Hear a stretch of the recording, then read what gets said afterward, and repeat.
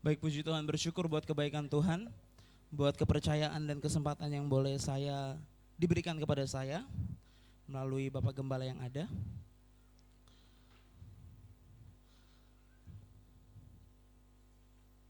Baik Bapak Ibu, sama-sama kita hari ini akan belajar kebenaran firman Tuhan.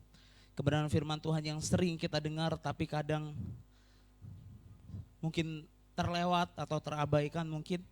Tapi hari ini karena kasih Kristus kita boleh kembali diingatkan dengan kebenaran firman Tuhan. Amin. Baik Bapak Ibu, saya tidak usah memperkenalkan nama lagi ya. Belum cukup terkenal ya, enggak penting ya. Biarkan Tuhan yang terkenal, amin. Ya, baik Bapak Ibu, mari buka Alkitab kita bersama-sama. Kita akan sama-sama belajar merenungkan kebenaran firman Tuhan di pagi hari ini. Mengingatkan kita kembali supaya kita tetap ada di dalam hadirat dan kekuatan daripada Tuhan. Di dalam Matius pasal 7 ayat yang ke-24. Matius 7 ayat 24 sampai yang ke-27 saya akan bacakan kebenaran firman Tuhan. Sering kita dengar kebenaran firman Tuhan ini. Tapi saya mau kembali mengingatkan dan mengajar kita semua, begitupun mengingatkan kehidupan saya. Kalau ketika kita menyampaikan kebenaran firman Tuhan itu bukan berarti, oh saya lebih baik dari Bapak Ibu. Saya sudah jauh lebih hebat dari enggak. Kita sama-sama belajar, karena katakan firman Tuhan itu pedang bermata dua. Bagi Bapak Ibu, bagi saya. Untuk apa? Untuk mengoreksi setiap kehidupan kita. Gak ada yang dikatakan, oh ini firman untuk si itu, oh ini firman untuk saya. Amin. Mulai detik ini mari tanamkan dalam hati kita ketika kita mendengar firman Tuhan, katakan sebelum kita mulai, firman ini untuk saya Tuhan. Begitupun saya, firman ini pun untuk saya. Baik, Matius 7 ayat 24, saya akan bacakan kebenaran firman Tuhan. Bapak Ibu yang tidak membawa Alkitab bisa membeli di toko di seberang. Oh enggak ya, ada LCD.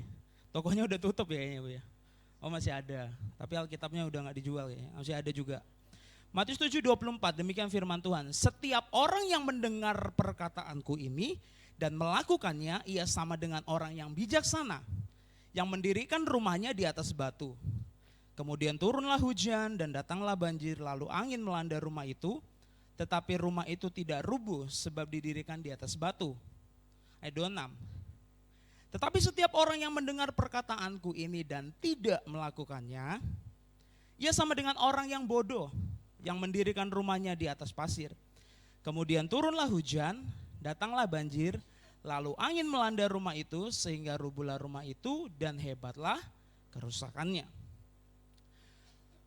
Saya berikan tema khotbah di pagi hari ini, renungan firman Tuhan ialah tak tergoyahkan. Bapak Ibu, pesan kebenaran firman Tuhan ini, kebenaran ini Yesus tujukan kepada orang Yahudi atau orang Israel pada saat itu. Khususnya untuk ahli-ahli Taurat yang ada. Karena ahli-ahli Taurat itu pada zaman Yesus mereka sering mengikuti Yesus kemanapun Yesus berada. Tujuannya apa? Tujuannya untuk membandingkan ajaran, tujuannya untuk mencari kesalahan Yesus. Tujuannya untuk Yesus nih dipersalahkan. Mereka mencari kesalahan Yesus ketika menyampaikan firman Tuhan. Itu yang dilakukan oleh orang Farisi dan ahli Taurat pada saat itu. Nah, Yesus menyampaikan pesan ini untuk menyindir mereka dengan perumpamaan dua macam dasar.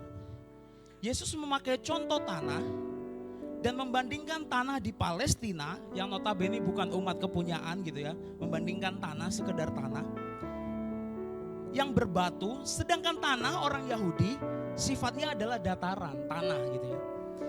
Mereka mungkin menganggap apakah kita harus membangun rumah di atas batu sedangkan kontur tanah di Yahudi adalah dataran gitu ya. Tidak, spesifiknya seperti ini.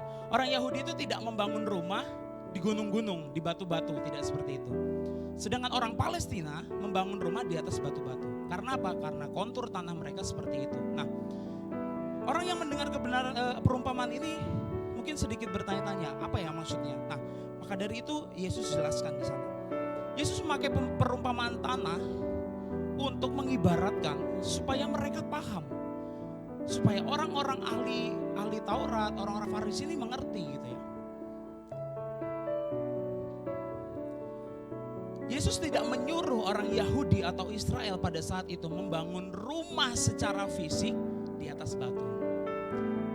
Karena Tuhan waktu itu menyampaikan firman, bukan konsultasi bangunan ya.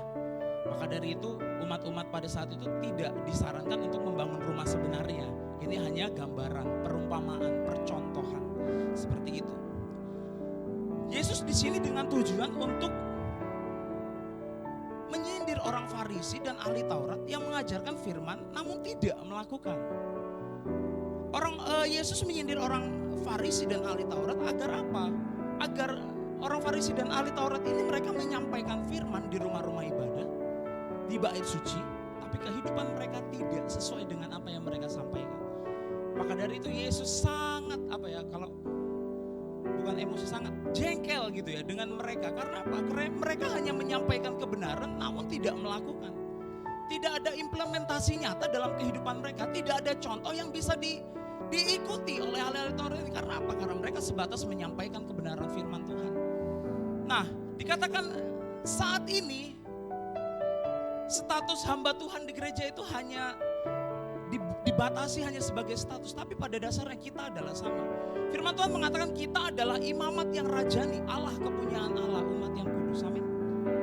Bapak, Ibu dan saya tidak ada bedanya. Yang membedakan kita apa? Melakukan firman atau tidak. Banyak tidak hamba Tuhan yang tidak melakukan firman? Banyak. Ada.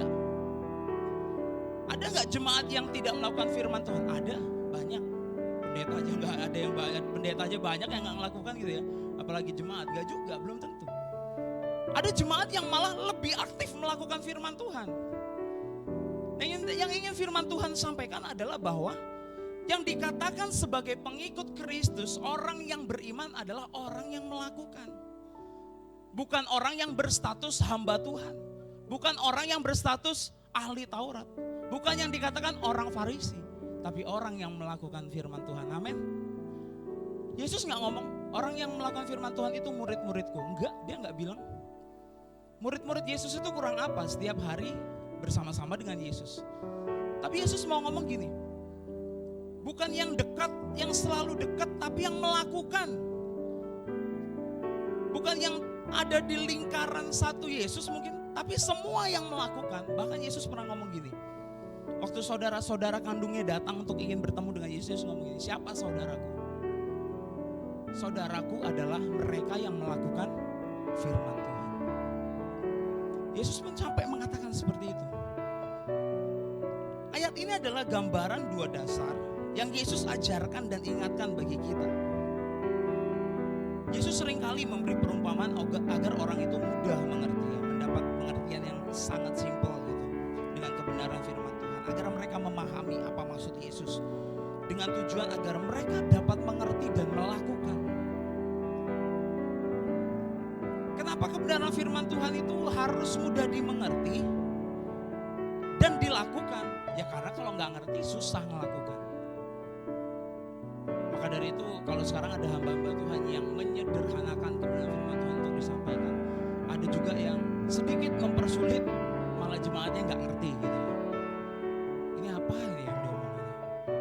Nah, Bapak Ibu, Yesus ini mau ngomong bahwa ada dua dasar, ada dua model bangunan pada zaman itu. Orang yang membangun di atas batu dan di atau yang satu lagi di pasir, di tanah gitu. Yesus mau ingatkan mereka bahwa ada dua perumpamaan ini. Dua macam dasar yang bertolak belakang. Sama-sama mendengarkan firman, namun memiliki output yang berbeda atau tindakan hasil yang berbeda. Mereka sama-sama memiliki masukan firman, input yang sama, yaitu firman, tapi mereka menghasilkan iman yang berbeda. Firman yang masuk sama, tapi iman yang dihasilkan berbeda. Bapak Ibu semua yang ada di tempat ini, mungkin ada yang di depan, ada yang di tengah, ada yang di belakang. Tujuannya kalau disuruh maju tuh biar konsen gitu ya, biar konsen. Bapak Yomer belakang jaga pintu memang khusus ya.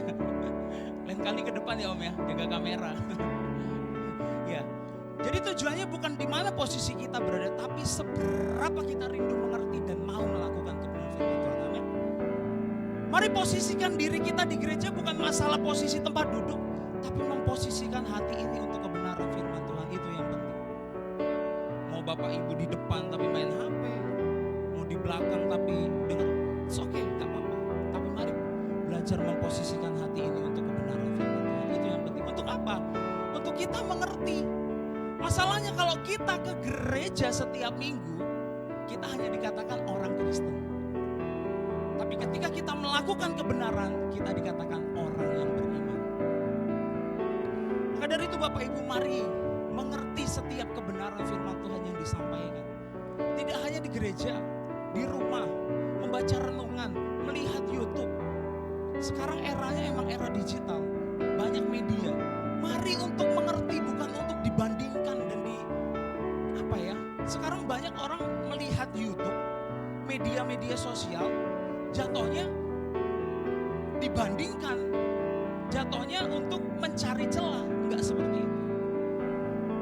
Firman Tuhan itu diberitakan bukan untuk di-compare dengan orang lain, tapi untuk mengkomparkan diri kita kepada firman Tuhan. Mengkomparkan tuh menyamakan diri kita sama firman.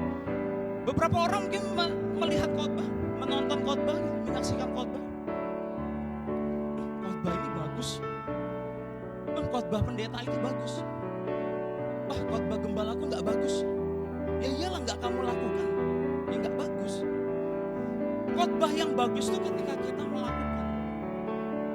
Karena apa? Karena firman itu hidup dalam kehidupan kita. Tapi ketika kita tidak melakukannya, firman Tuhan mengatakan kita adalah orang kategori yang membangun rumah di atas pasir. Ketika masalah datang, ketika cuaca buruk datang, hancur rumah itu.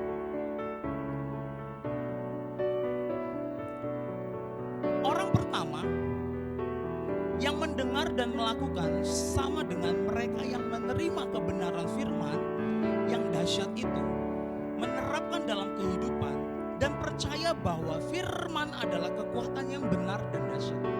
Ini adalah kategori orang yang pertama. Menerima firman, melakukan firman Tuhan, percaya bahwa firman itu dahsyat, firman itu kuat, firman itu benar. Ini adalah kategori orang pertama. Kategori orang yang kedua, yang mendengar namun tidak melakukan, tidak percaya kepada firman bahwa firman itu kekuatan yang hebat dan dahsyat dalam hidup dan diri kita. Firman yang sama, yang didengar namun diterima dengan hati yang berbeda. Contoh, saya kasih ilustrasi. Saya punya air 1 liter. Saya tuang ke tempat yang berbeda. Yang satu kapasitasnya cuma 500, yang satu kapasitasnya 5 liter. Saya punya air 1 liter. Ketika saya tuang ke yang 1 liter, yang setengah liter, otomatis air yang saya tuangkan itu akan tumpah. Ketika saya tuang ke wadah yang wadahnya adalah 5 liter, air 1 liter saya akan terlihat sedikit. Nah, kapasitas itu akan menentukan. Pasti Bapak Ibu akan lihat, oh ini yang 500, yang takaran 500 penuh ya, sedangkan kapasitas yang 5 liter ketika saya isi air 1 liter sedikit ya. Kapasitas kita menentukan apa yang akan Tuhan berikan dalam kehidupan kita. Mungkin kita sering dengar kebenaran firman Tuhan ini, tapi seberapa kita mau rindu melakukan kebenaran-kebenaran firman Tuhan yang ada. Orang yang kedua ini melakukan, dia gak percaya sama kebenaran firman Tuhan. Mungkin awalnya dia percaya, tapi melihat keadaan dan situasi, imannya jadi gentar. Melihat keadaan sekeliling, firman yang sudah dia dengar, dianggap firman ini gak relevan sama hidup saya. Firman ini gak sejalan sama saya. Buktinya keadaannya gak kayak gini, gak kayak gitu. Firman Tuhan bilang begini, firman Tuhan bilang begini. Loh, sebelum Anda menerima janji Tuhan, sebelum kita tahu banget bahwa firman Tuhan itu ya dan dahsyat, jangan lihat hasilnya, tapi lihat prosesnya untuk Anda melakukan itu. Seberapa dari kita rindu melihat firman Tuhan itu terjadi nyata secara instan. Mujizat itu bukan kayak Indomie Bapak Ibu, dicelup jadi. Tapi iman itu adalah proses panjang ketaatan kita untuk mengikut dan melakukan kebenaran firman Tuhan. Amin.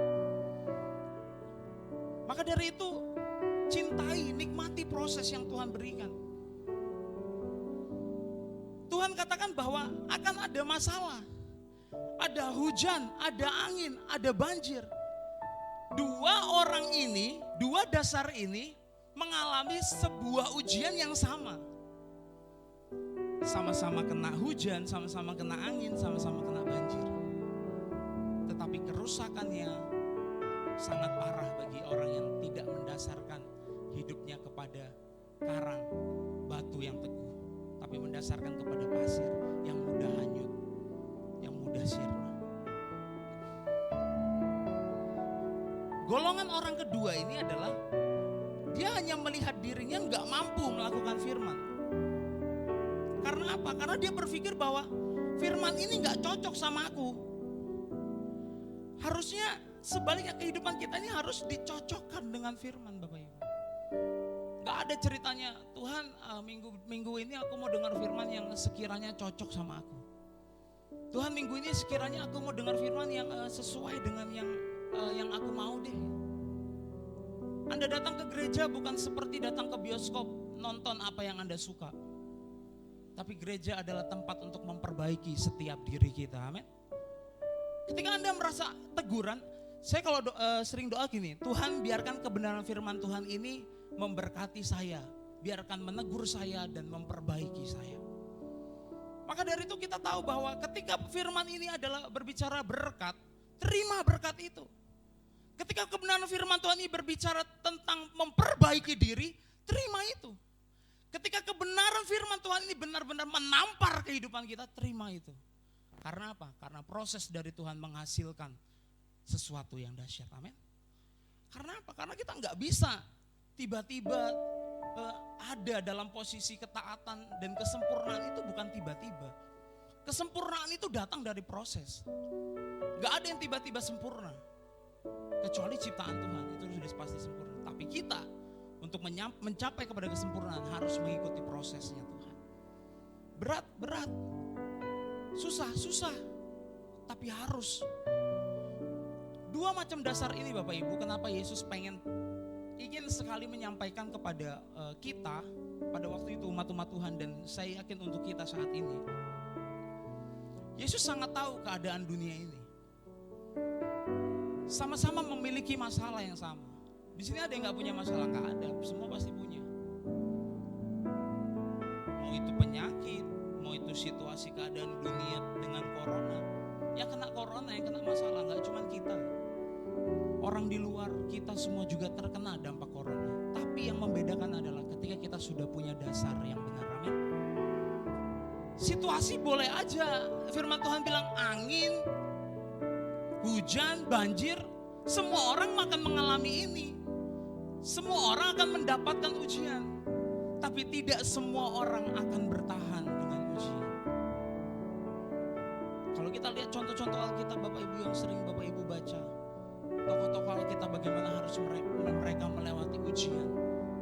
Ketaatan mereka diuji, iman mereka diuji. Tapi ketika mereka sampai kepada satu titik ketaatan penuh, mereka dimuliakan oleh Tuhan, amin.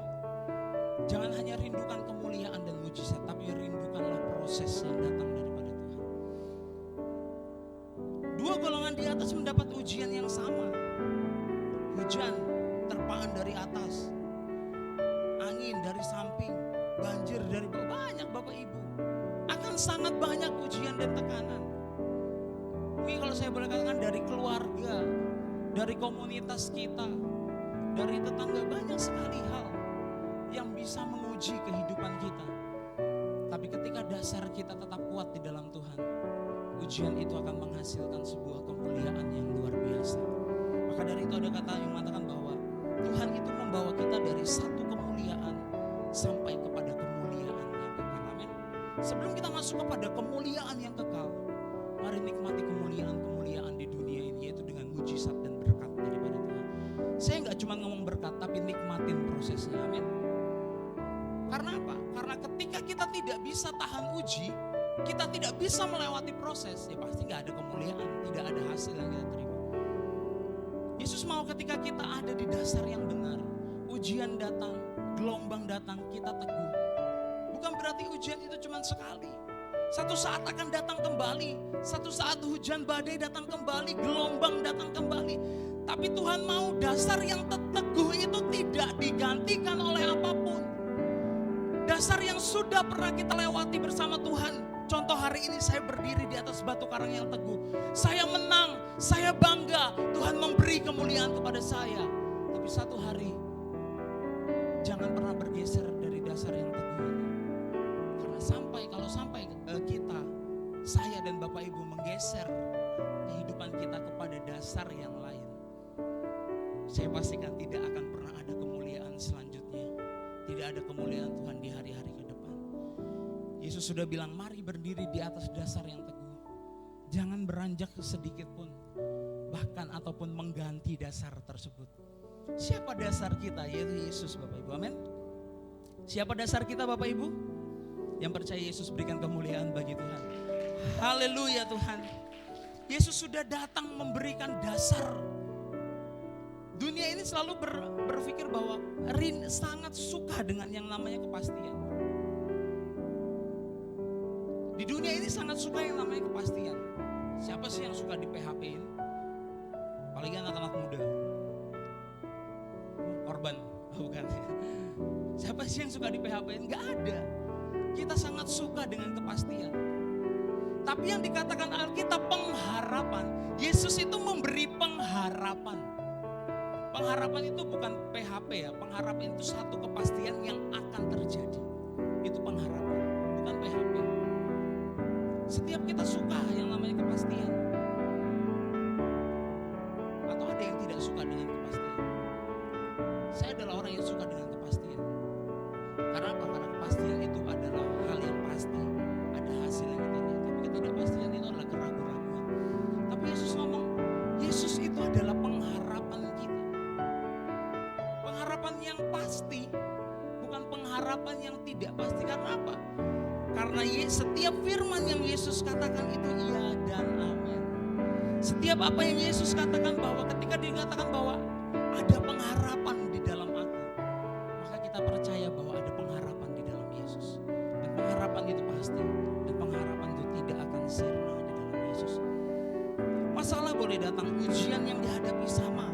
Tidak ada yang berbeda dengan orang-orang dunia mungkin. Tapi yang membedakan kita adalah dasar yang teguh. Dua golongan tersebut akan sama-sama menghadapi masalah dan ujian.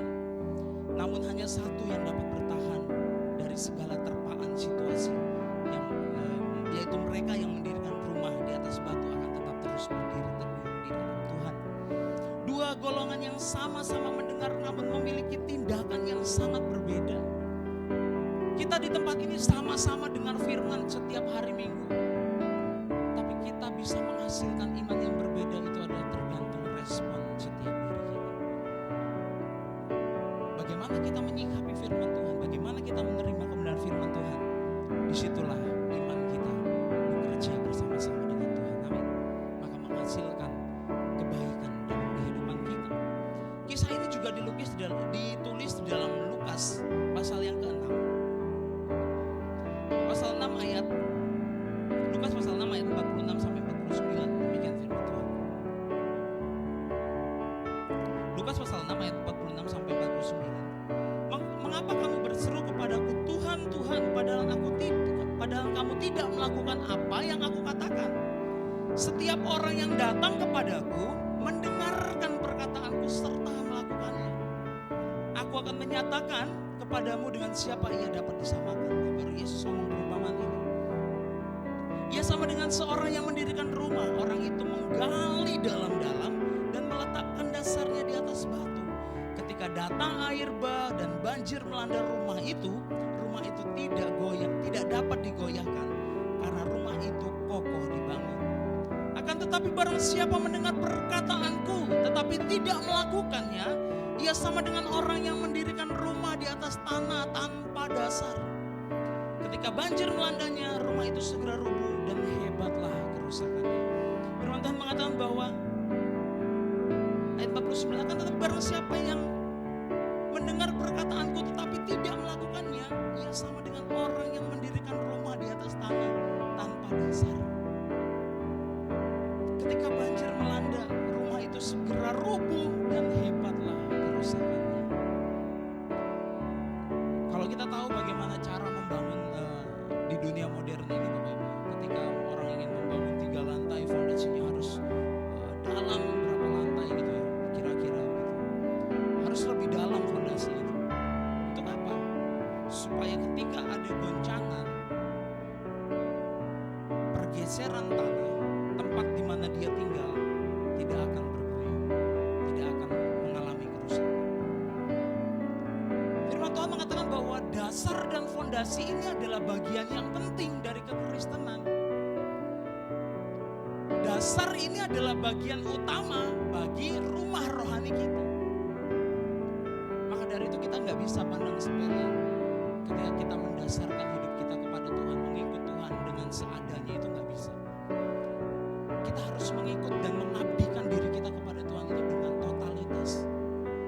Yang saya maksud bukan berarti Bapak Ibu besok sekolah Alkitab semuanya, enggak. Yang dimaksud dengan totalitas itu ya benar-benar menganggap dan mengakui bahwa Allah yang saya sembah ya Yesus. Saya nggak bisa melangkah, saya nggak bisa hidup hari ini, saya nggak akan bisa hidup besok kalau nggak ada Yesus. Sejauh itu totalitas kita kepada Tuhan. Hidup berserah kepada Tuhan, hidup mengandalkan Tuhan. Itu yang dinamakan bahwa kita meletakkan dasar kita kepada Tuhan. Saya yakin kita semua adalah orang-orang yang sudah meletakkan dasar itu di dalam Tuhan. Amin. Maka di hari-hari berikut, mungkin 5-10 tahun lagi, bahkan seumur hidup kita, jangan pernah beranjak dari dasar yang benar ini. Tetaplah di sana. Karena ada kemuliaan Tuhan yang akan Tuhan terus berikan dalam kehidupan kita. Mendengar di dalam Matius pasal yang ke-7 tadi Bapak Ibu, dia menggunakan kata okou yang artinya mendengar, mempelajari, menaati, dan mengerti. Kalau kita mendengarkan firman Tuhan itu nggak cuman oh ya, nggak sampai di situ. Kalau sampai di situ berarti kita adalah golongan orang yang kedua yang membangun rumah di atas pasir. Yang Tuhan mau adalah mengerti, mendengar, mempelajari, menaati, sampai kita mengerti. Caranya gimana? Ya direnungkan Taurat itu siang dan malam. Makanya firman Tuhan bilang gitu kan, renungkan Taurat itu siang dan malam. Untuk apa? Untuk sampai kita di pada satu titik mengerti. Gak sampai di mengerti Bapak Ibu, tapi taat sama kebenaran firman Tuhan yang udah didengar. Saya yakin kita semua mampu melakukan ini oleh kuasa Roh Kudus. Amin. Mendengar sampai pada titik untuk mentaati dan mengerti. Mendengar dan mengerti apa? Yang pasti mendengar dan mengerti firman Tuhan, suara Tuhan. Yang kedua, kata dari pasal 7 ini ialah melakukan. Karena kunci dari kata ayat 7 ini ialah mendengar dan melakukan. Melakukan di sini menggunakan kata bahwa gini, homoio, artinya itu gini Bapak Ibu, melakukan itu dibuat seperti atau disamakan. Maksudnya apa nih? Ketika kita mendengar firman, ketika kita mentaati firman, kehidupan kita disamakan sama firman. Nah itu sampai pada satu tahap yang Yesus mau, yaitu melakukan. Mengerti dan melakukan itu adalah tahap di mana kita nggak cuma ngerti, mentaati, tapi kita menyamakan hidup kita sama firman, sama Kristus sampai di tahap itu. Siap atau enggak gitu. Kadang kita gini kan berpikir, aku kalau Kristen yang Kristen banget nih takut nih. Ntar giliran aku rajin ibadah dikatain, ibu itu rajin banget ya. Aduh bapak itu rajin banget ya. Kita sampai di tahap seperti itu pun adalah ujian loh bagi kita Bapak Ibu. Sampai kita mungkin dikatain ngapain sih ke gereja, soleh banget ya. Karena kita tahu dasar kita ini firman, Yesus. Sampai kepada satu titik kita dihina, kita dikucilkan bahkan. Sama seperti Yesus. Maka dari itu mari jadi orang Kristen yang kuat, hebat, dan siap menghadapi segala situasi. Dengan cara apa? Tinggal di dasar yang teguh itu Bapak Ibu. Banyak kan kita dengar beberapa orang, bahkan ada yang kesaksian, oh saya dulu gini Kristen, gak lama dia berpaling, meninggalkan dasar yang benar itu. Karena apa? Karena mungkin dia tidak tahan dan mengerti situasi yang ada. Menganggap bahwa ketika sudah merasakan mujizat dan kemuliaan itu sudah cukup. Sedangkan Yesus katakan bahwa Yesus mau bawa kita dari kemuliaan kepada kemuliaan pada kemuliaan yang dahsyat. Kita dikatakan taat dan setia ketika nafas kita habis, mata kita udah tertutup, jantung kita berhenti. Sampai ditulis di atas kuburan kita, rest in peace, tinggal di dalam damai. Mana mungkin orang yang gak tinggal di dalam damai bisa damai. Tapi ketika kita tinggal dalam ketaatan Yesus, kita akan benar-benar tahu arti yang namanya tinggal di dalam damai. Horor ya dengarnya, rip gitu ya. Soalnya rip itu cuma ditulis di kuburan gitu ya. Ini kok saya bawa-bawa ke sini. Ya karena itu tujuan kita Bapak Ibu. Setiap orang di dunia ini satu tujuannya, pengen hidup damai. Hidup damai seperti apa kalau kita nggak punya dasar yang baik? Mau hidup damai seperti apa kalau kita nggak tahu tujuan hidup kita apa? Mau hidup damai kayak apa kalau kebenaran firman Tuhan tidak kita lakukan? Maka ketika kita hidup punya dasar yang teguh yaitu Yesus, saya yakin dan percaya mati kita pun adalah orang-orang yang damai di dalam Tuhan. Gak usah pernah takut sama yang kematian.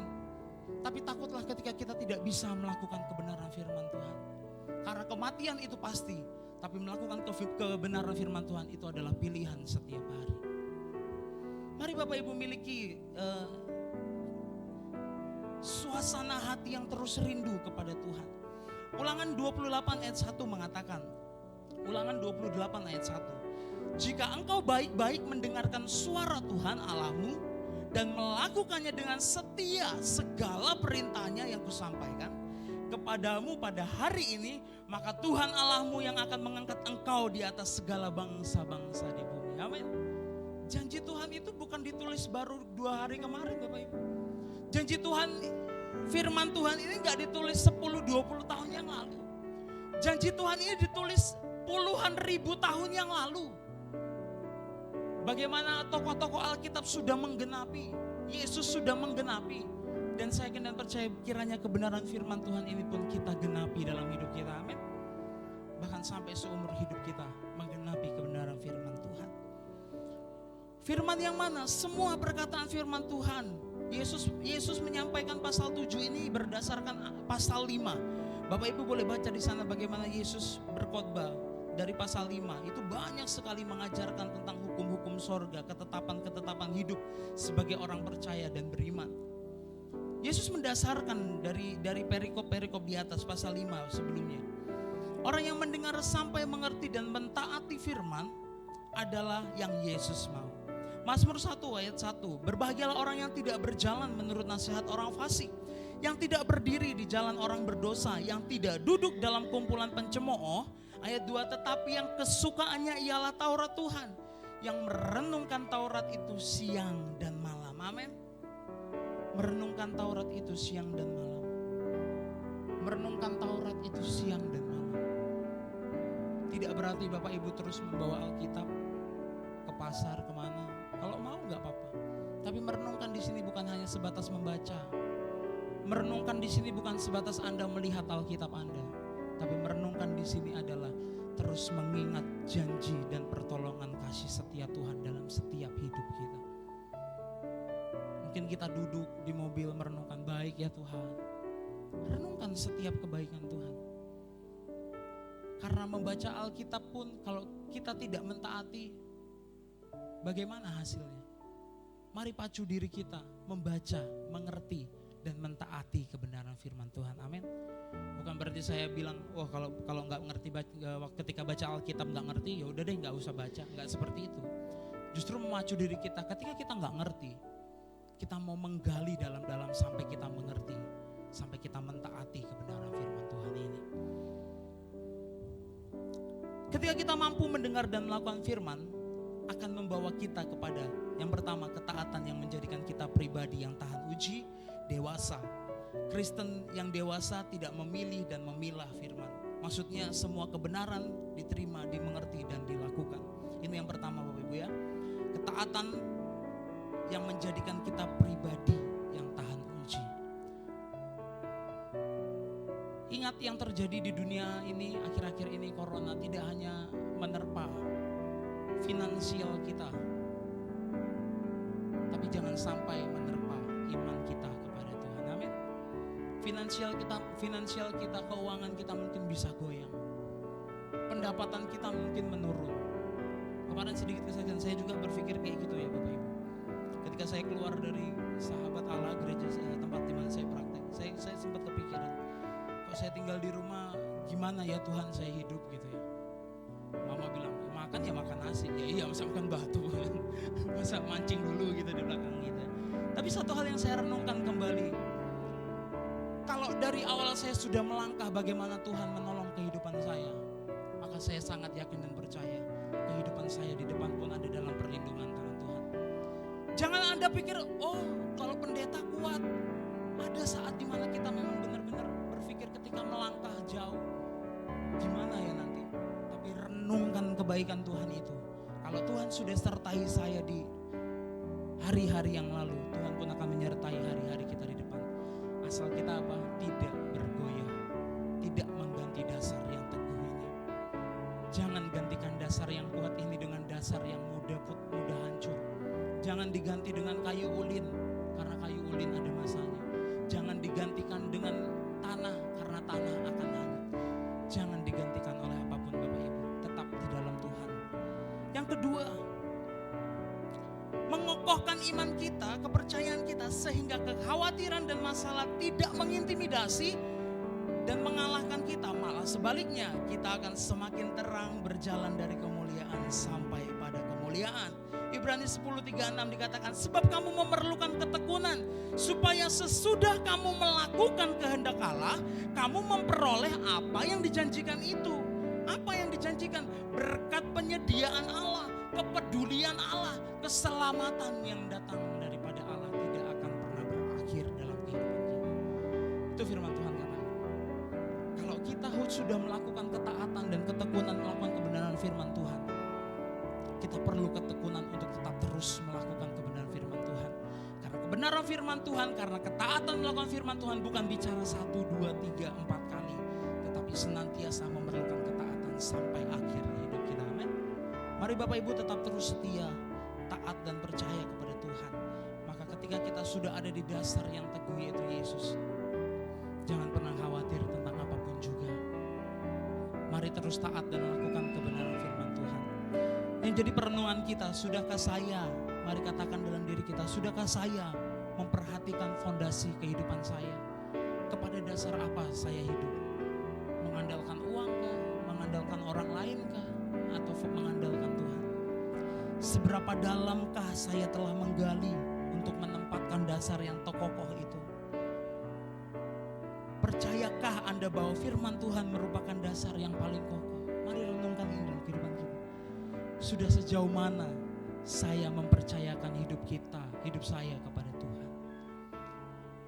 Ketika ada masalah apapun, jangan pernah lari ke dasar yang lain. Mari lari kepada Yesus. Mari berharap dan berdoa kepada Yesus. Amin Bapak Ibu. Demikian firman Tuhan yang boleh saya sampaikan. Saya kembalikan kepada